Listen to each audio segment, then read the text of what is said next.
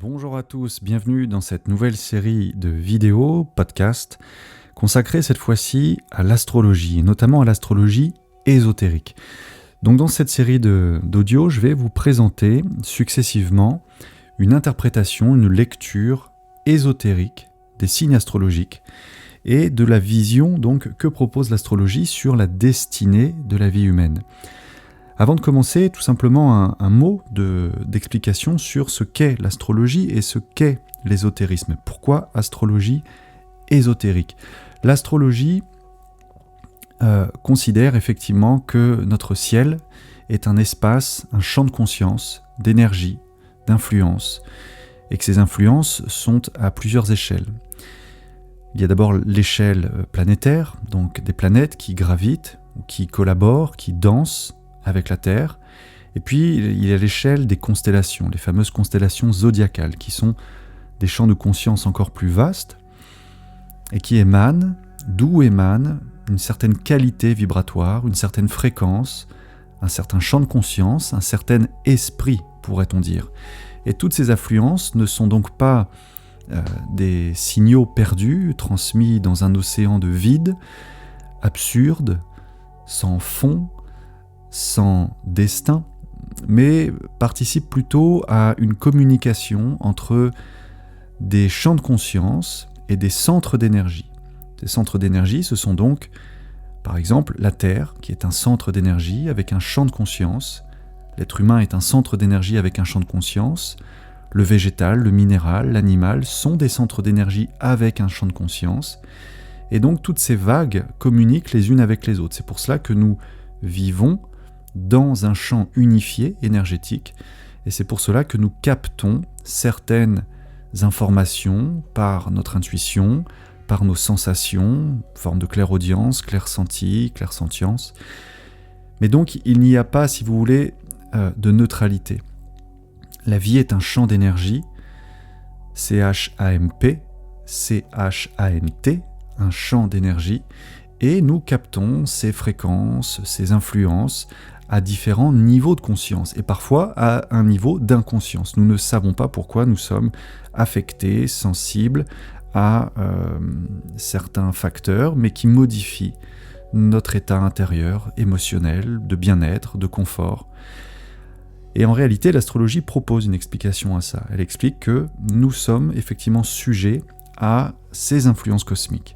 Et c'est là où l'astrologie ésotérique entre en scène, puisque au-delà du simple facteur astronomique, c'est-à-dire finalement du calcul et de la mesure des astres, leur place dans l'univers, leur masse, l'astrologie ésotérique considère que, comme je vous le disais, ces corps célestes sont finalement des êtres vivants à une échelle cosmique, sont des champs de conscience, c'est-à-dire des êtres doués d'intelligence, d'amour, d'un esprit, et que l'être humain, dans sa vision occulte et holistique, est lui aussi un être multidimensionnel qui communique directement avec ces espaces de conscience cosmiques. Et donc, que finalement nous apporte l'astrologie ésotérique ? Et pourquoi je vous propose de partager ici cette vision ? C'est parce que on considère aisément et habituellement que l'astrologie est effectivement la science des sciences. Pourquoi la science des sciences ? Je ne vais pas aller dans ce détail-là, mais je vous explique simplement que, du point de vue ésotérique, c'est vrai que l'astrologie concentre la science des rayons, ce qu'on appelle les rayons de force, les rayons de pouvoir. Il y en a 7, comme les 7 jours de la semaine, comme les 7 notes de musique, enfin, le 7 est un nombre sacré. Mais donc l'astrologie, c'est la science des rayons, la science des triangles aussi, la science des centres, ces fameux centres énergétiques, et puis la science donc de la destinée, c'est-à-dire du dharma, du chemin de vie des règnes de la nature en évolution, chemin de vie bien sûr de l'être humain, sa destinée. Que sommes-nous venus faire sur cette terre ? Eh bien, cette astrologie ésotérique propose en effet, en tant que science des cycles de vie, des cycles de cette vie sur Terre, propose une interprétation. Elle permettra d'offrir des opportunités pour résoudre notre karma.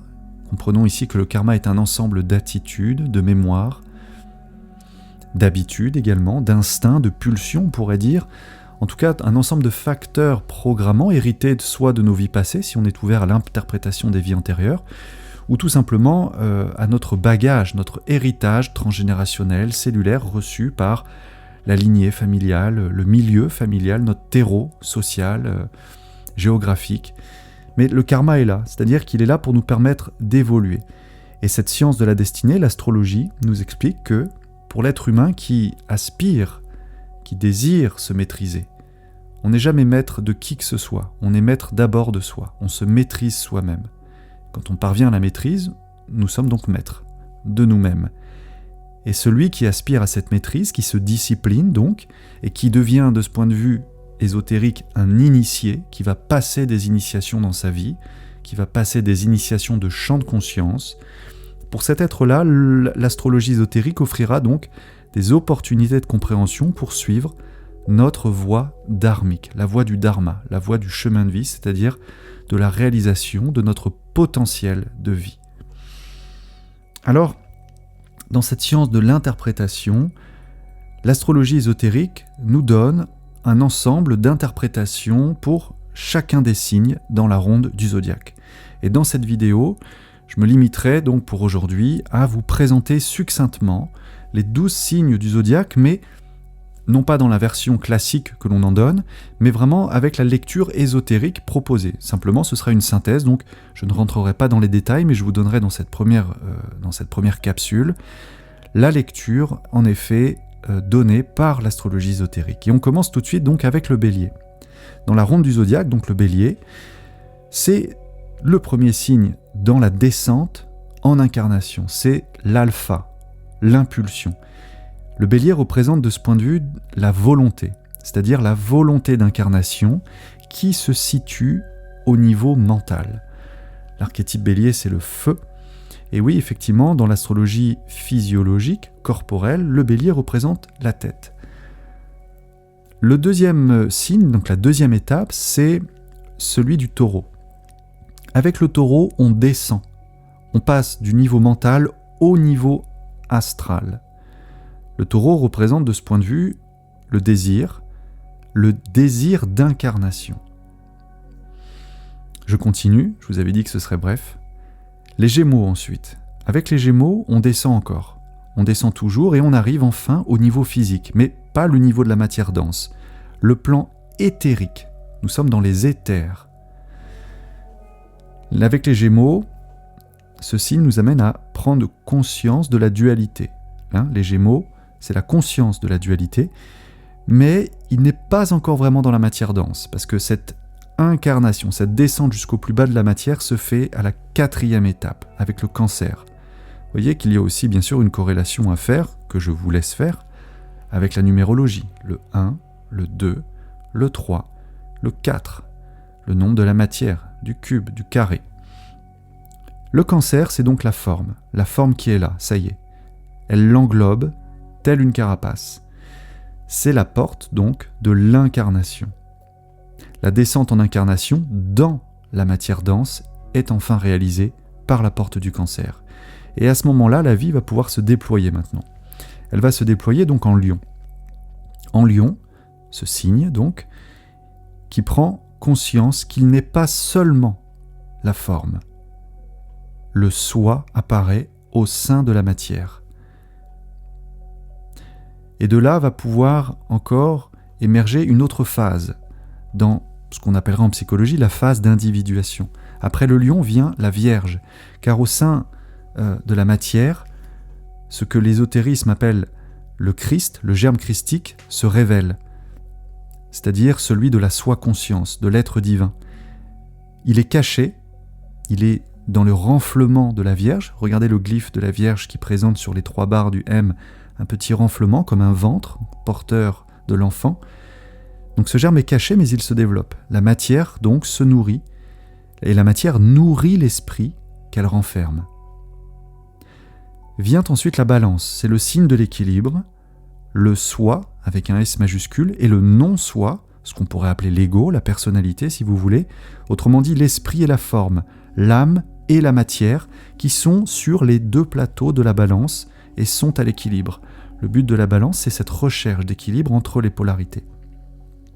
Notez que la Terre est d'ailleurs régie par le signe de la balance, la recherche de l'équilibre entre les pôles.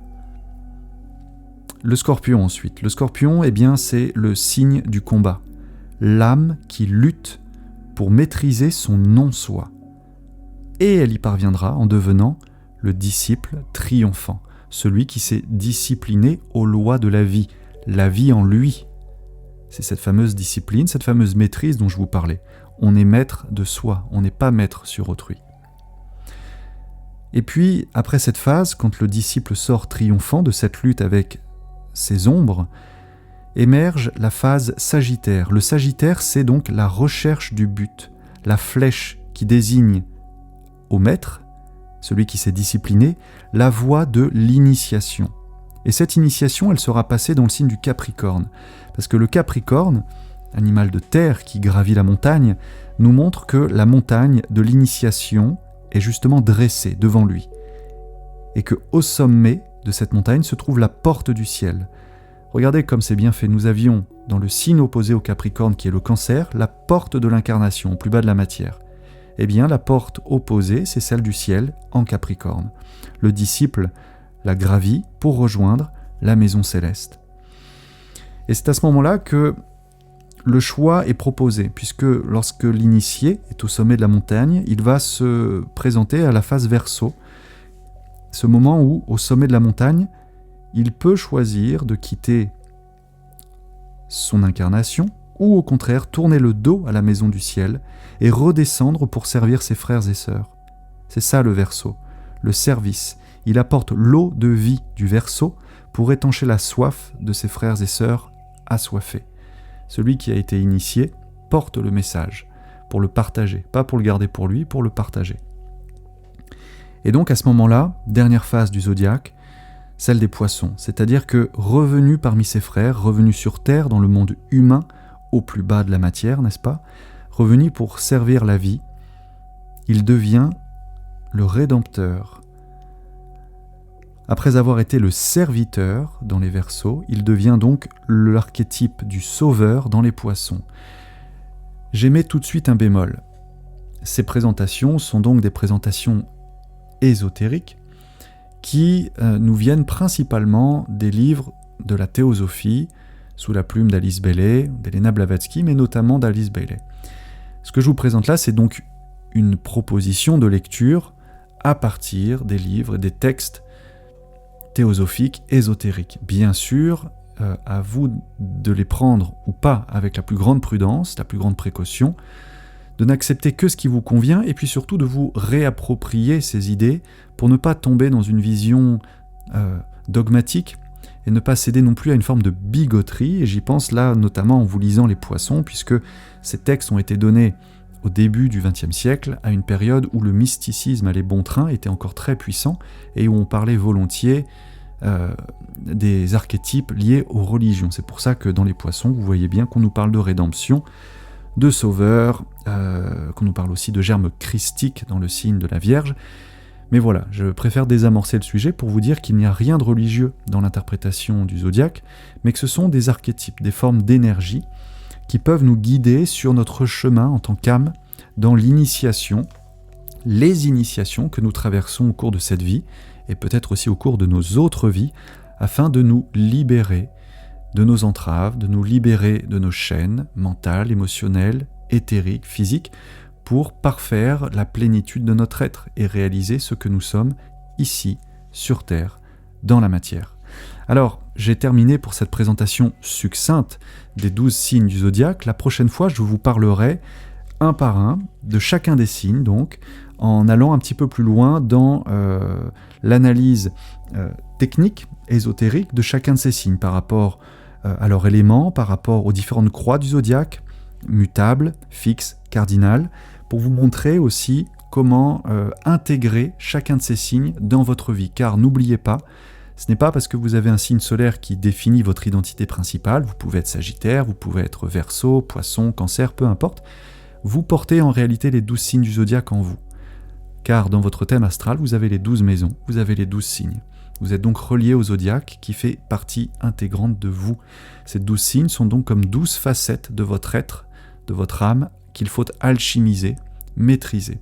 Donc ça peut être très intéressant cet exposé de capsules successives pour, bien sûr, tout astrologue qui souhaite élargir sa pratique, pour tout passionné non professionnel qui voudrait simplement se renseigner et approfondir sa lecture, et puis je dirais pour toute personne qui n'est ni astrologue ni passionné d'astrologie, mais qui voudrait peut-être enrichir sa vision et sa compréhension sur les lois de la vie, sur sa propre vie. Voilà, je vous remercie pour votre écoute, et je vous dis à bientôt donc pour le premier épisode, enfin le deuxième, mais qui sera en fait le premier signe, c'est-à-dire l'analyse ésotérique plus complète du Bélier. À bientôt.